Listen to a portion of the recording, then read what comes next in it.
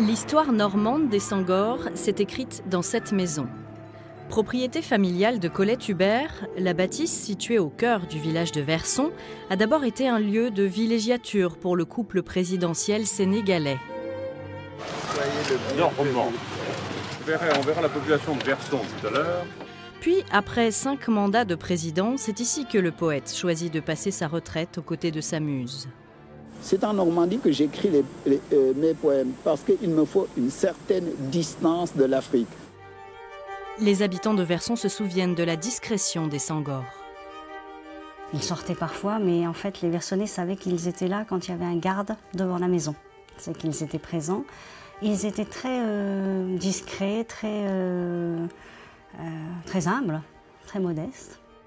Colette Hubert est issue d'une famille catholique normande qui compte parmi ses ancêtres un compagnon de Guillaume le Conquérant. En 1956, elle devient secrétaire du député du Sénégal. C'est le coup de foudre et le mariage l'année suivante. Quand elle a dit à ses parents qu'elle partait pour le Sénégal, ils n'étaient pas tout à fait d'accord.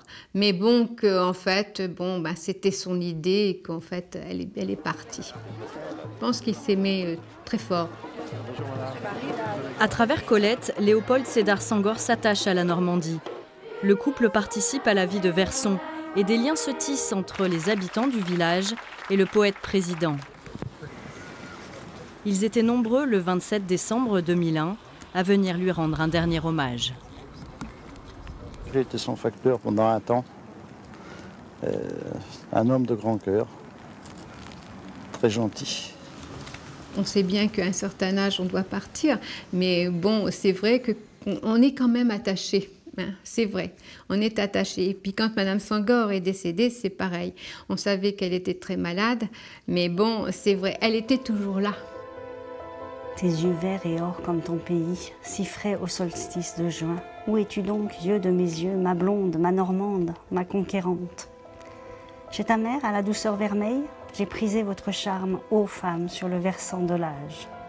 Si sa femme devient sa muse, la Normandie, elle, devient une terre d'inspiration pour l'académicien. Magnolia blanc que vous voyez, je l'ai mis dans un poème, tellement je le trouve beau. Quand il est fleuri en avril. Les Sénégalais disent toujours que les beaux discours ont été préparés à Verson.